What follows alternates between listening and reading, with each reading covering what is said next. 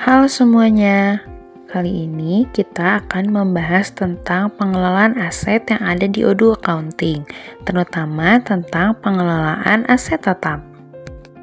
Nah, sebelumnya kita perlu tahu dulu nih, apa sih itu aset?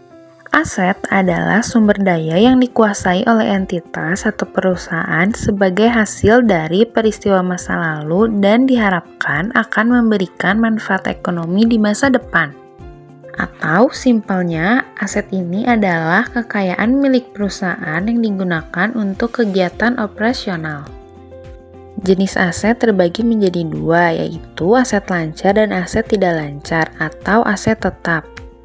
Aset tetap ini memiliki masa lebih dari 1 tahun, seperti bangunan, peralatan, kendaraan, dan lain-lain. Dalam pengelolaan aset di Odoo Accounting, pertama-tama kita akan membuat tipe asetnya terlebih dahulu. Pertama-tama, klik Configuration, kemudian ke Manajemen, lalu Aset Kategori. Kemudian klik New, lalu Aset Type diisi sesuai kebutuhan. Bisa diisi dengan bangunan, peralatan, kendaraan, ataupun tanah. Selanjutnya ada jurnal. Jurnal ini bisa kalian pilih sesuai dengan kebutuhan atau sesuai dengan ketentuan perusahaan.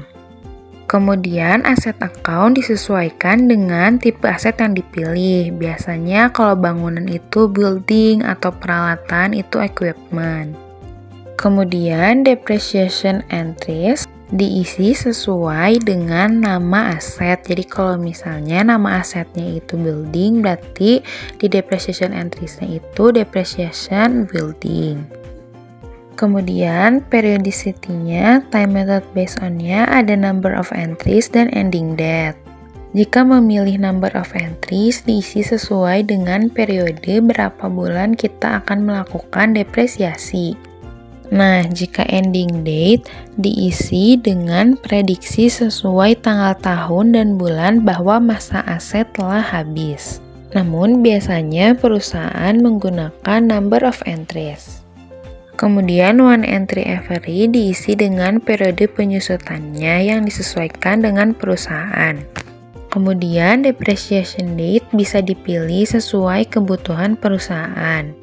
Namun biasanya menggunakan based on last day of purchase atau akhir periode pembelian.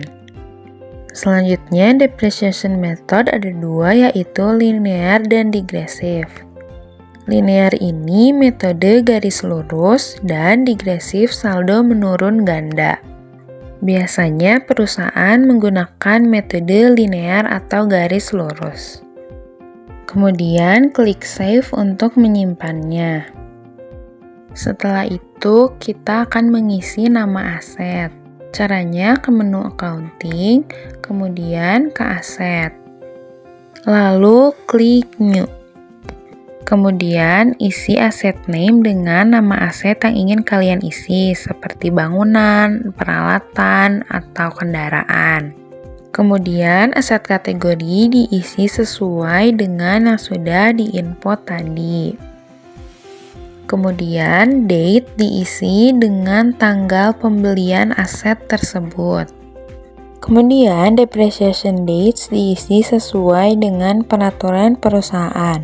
Jika based on last day of purchase, berarti diisi sesuai dengan date. Jika manual, mengisi depreciation date per tanggal berapa. Kemudian gross value diisi dengan tanggal pembelian aset tersebut.